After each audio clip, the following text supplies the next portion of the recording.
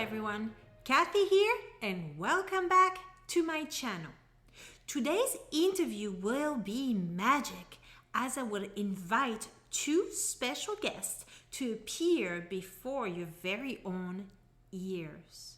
Please let me introduce you to Daniel and James Chen, father and son from California, who share the same passion for magic tricks, entertainment, and business. Daniel was born in the San Francisco Bay Area and moved to Fremont in California with Katherine, his wife, to raise a family.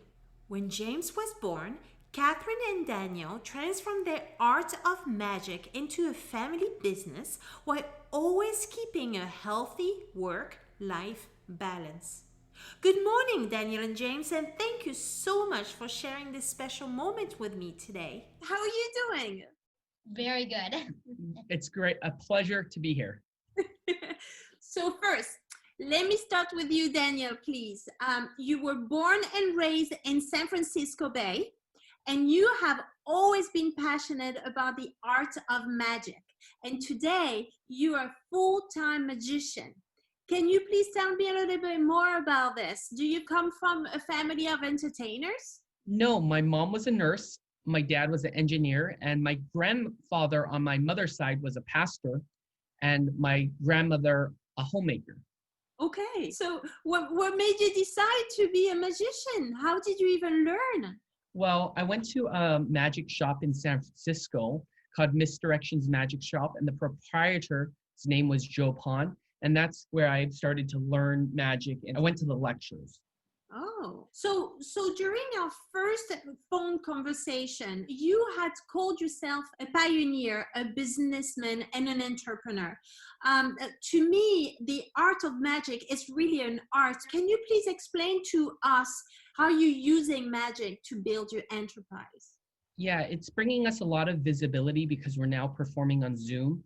We've done a show where we were performing for someone in Singapore, Canada, the United States, and many other places all at once. So magic for us is a tool. It allows us to bring amazement and joy to people, and we create these moments and memories that people remember for their entire lifetime. I've had people say, I remember a trick you did for me 8 years ago, and they remember the exact party, and they pull out of their wallet a signed card. That is amazing. So basically they contact you from all around the world and you are on the computer and you're giving them magic tricks? Yes, it's an online Airbnb experience that we sell ticketed shows to. And it's magic and mind reading, and magic and mind reading really work well. In the beginning, I was doing balloon twisting, juggling, fire juggling, pickpocketing, and magic. Now it's magic and mentalism, and it's really strong. That is amazing. So you brought your passion and your enterprise into a family business. You also mentioned that your wife, Katherine, was not into magic at all when she met you, and you taught her magic. So I was looking at your website and it looks like she's doing an amazing job. Can you tell me, what does she do and what is her part in your business? She's my onstage assistant, and she's also the sound and tech person. I tie her up and she does this awesome costume change. The clothes, which was just on the gentleman, or the jacket, which was on a gentleman, ends up on her, but tied up underneath ropes. It's a little bit hard to describe. So if you go to my website, you'll see a promo video of that happening. I really wish you could do some magic tricks with a podcast, just with the sound. Maybe that's something different to do as part of your enterprise in your future. There are things that we can do over the radio, but it does require being live with people. My wife also is a world-class balloon twister. She's made an airplane, a 4th of July parade float that was standing like 8 foot tall by 8 foot by 6 foot. So we're talking about large sculptures. A motorcycle that was life size, a dragon that was about 8 foot tall, and that dragon was in a museum. Wow, how did she learn to do all that? I taught her and she got way better than me. She is naturally an artist and she's naturally a perfectionist. So it just was the perfect match. So now, I mentioned that your magic was a part of your family business. You have a little man next to you. His name is James. And James is your son. So, James, it's your turn. You're 12 years old, right? You bet. That is really cool. So your dad was telling me that he was teaching you magic and he was already trying to think of all the magic that you could do before you were even born. So what is your favorite magic trick? Turning $1 bills into $100 bills. My second favorite is making our charges for counterfeits disappear. That is really cool. So now, do you get to impress all your friends with your special tricks? Yes, I do magic occasionally for friends, but they've asked for it so many times they've gotten used to it now. So I only show them tricks if I really want to get feedback on it. Wow. What about your teachers? Are they excited about it or? Yes, in fact, they're excited to get me because I've won Younger Authors Awards, some others because I'm in the talent show, but I like talking to the teachers. Yeah, by age 4, he started. Age 5, he was juggling 3 balls. By age 8, he was juggling 5 balls. By age 10, he was doing pickpocketing and fire juggling. Pickpocketing. Explain to me what this is. He can actually steal wallet out of someone's pocket without them knowing. But we do this, of course, in entertainment, and they know that we're magicians ahead of time. So we, of course, give everything back. That is really cool. Do you get afraid being in public? Yes, I'm a little afraid if they're not responsive. However, if the more outgoing they are, the more outgoing I can be. Yeah, that's really nice. So now, James, your dad mentioned that you are working on your presentation skills and you are learning how to write your own speeches. How is it when it's your turn? Do you get excited? Do you get bored? Do you want to go to your electronics? How do you like it? Explain to me.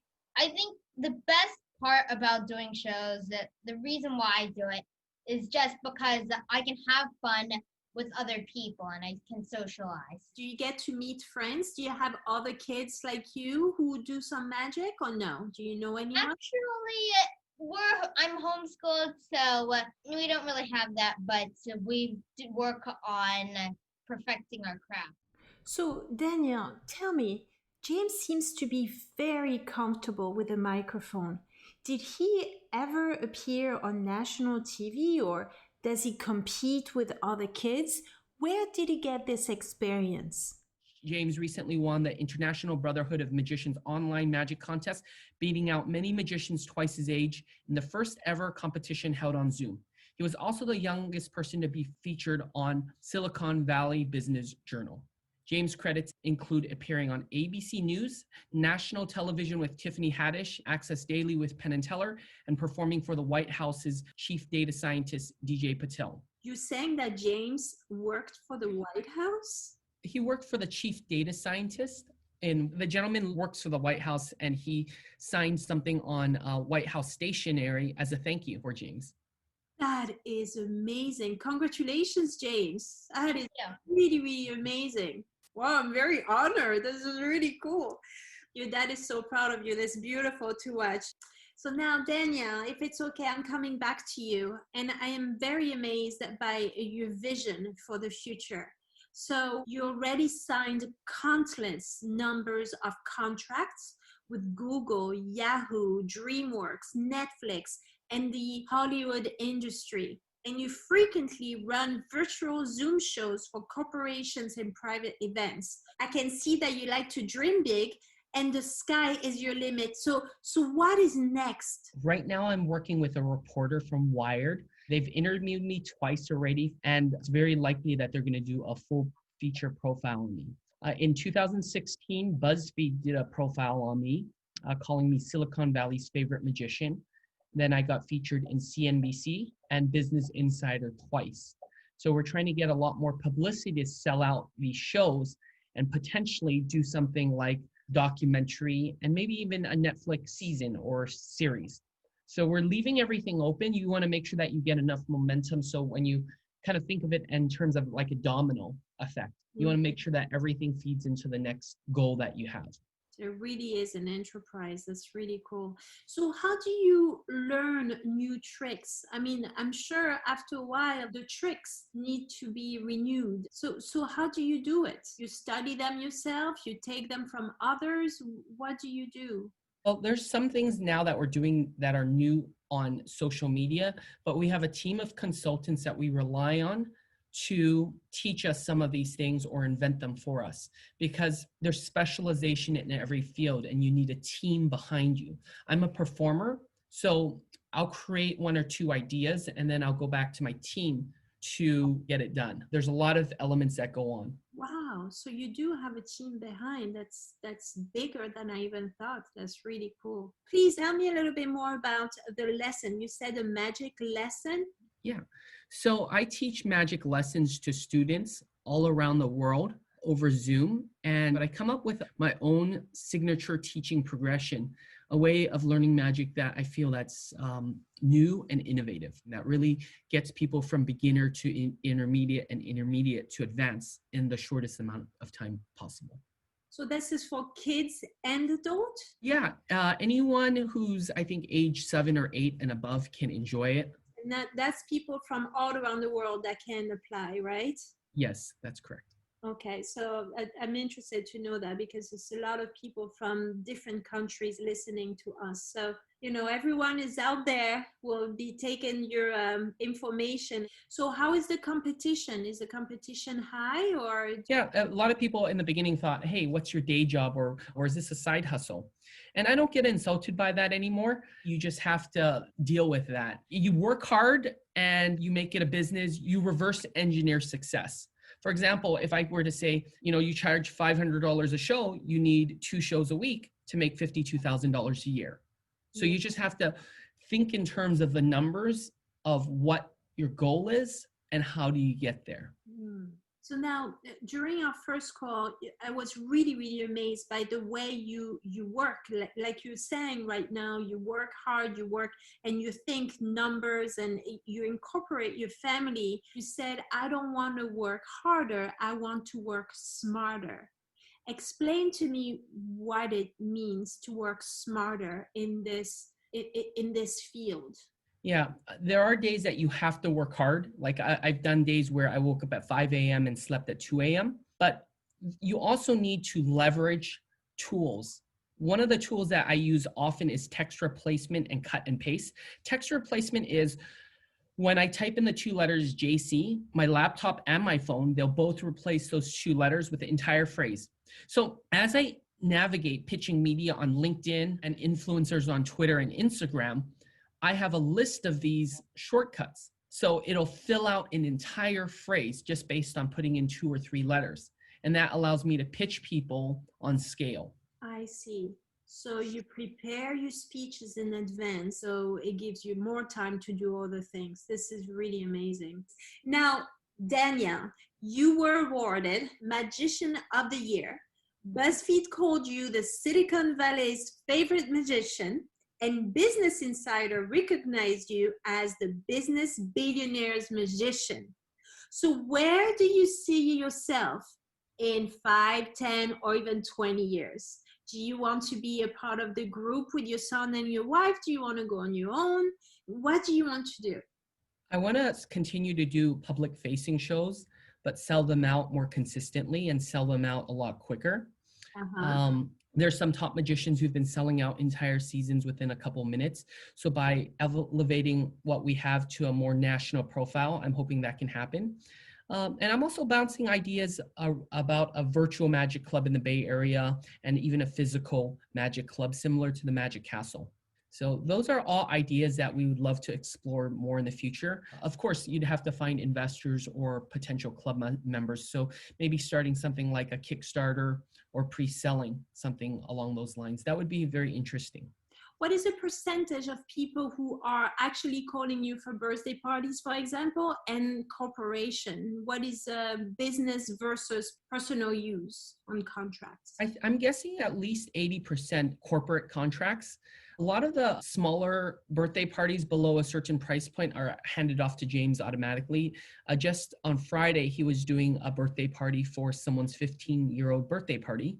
So he's doing a lot of birthday parties, but it depends. It also goes with the season, and you're working with the supply and demand as things go up.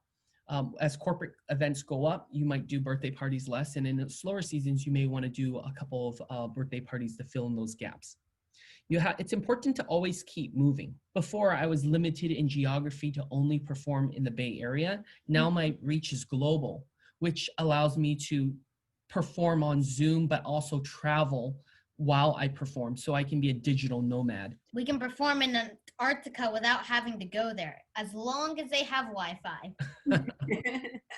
And a good one, because sometimes when it bugs, it's not fun. Yeah, that's right. The most interesting thing about this Zoom is most people didn't think it would work on Zoom. But if you look at some of the videos on my YouTube channel, you can see me interacting with the audiences. For example, with a business card effect, you just said the date that you were born, and immediately I flipped over that card and it shows the date that you're born or your lucky number or city or something that you just said. This isn't by doing Google research or anything. It is live, direct mind reading. And that's something that's totally revolutionary, because normally when we're doing mind reading live, there's a lot of delay from the time that you're asking the question to when it's revealed. Here on Zoom, there's so many advantages, but when people first started thinking of this, they thought of all the disadvantages. So as an entrepreneur, you need to think, how can you make it work in this medium? And if you start having that mindset, you spend more time creating results. You know, it's not an accident that I've performed over 5,000 shows. From every company, from Amazon to AstraZeneca to Zoomingo, it's A to Z. And that's what it takes. And a lot of people said, oh, that sounds like a lot of work. It is a lot of work. And that's why there's so few people successful at it, because it requires you to have a team and bring things together. Yeah, you need to be very thorough and very organized. I can see that. You have to contact people, follow up, get contracts. It's hard to earn money, and it's getting people to, you have to imagine yourself in the spectator's shoes. And financially, you have to say, would I pay this money if I were in their shoes to pay $1,000 for a show? And then you have to start saying, how can I reverse engineer that? You have to bring your show to be full of surprises, full of emotion, full of things that create your show into a unique experience versus a commodity. Most magicians are still performing the linking rings or cups and balls.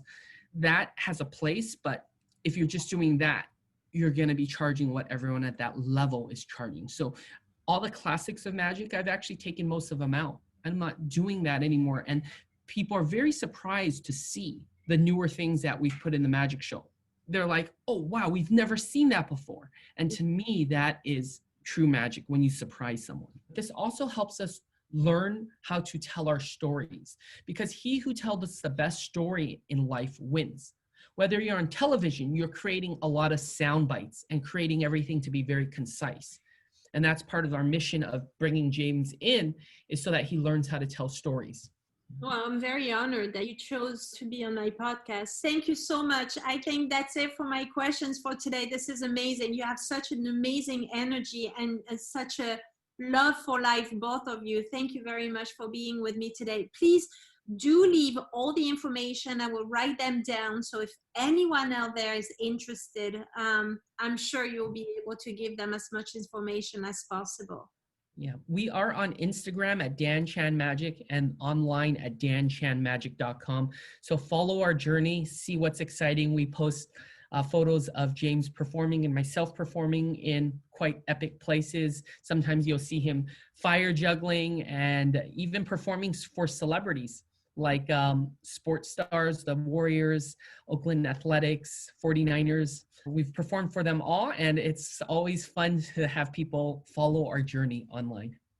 I was very impressed by the little wand on your website. I thought it was really, really nice, very original. You really have a great website. Well, thank you so much, and I wish you the best of luck. And I know you will be famous someday, so please come back to me when you're the new magician of the year. Thank you, Kathy, for having us. It was an absolute pleasure again. That's it for today.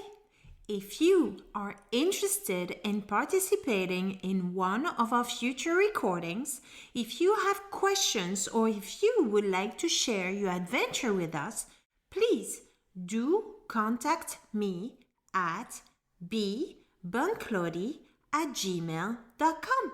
Stay tuned for our next episode and always remember to embrace life to the fullest. Thank you, Daniel and James, and see you on TV in the future. Bye, guys. Bye, Kathy. Thank you again for having us on your show. It was so much fun. Bye.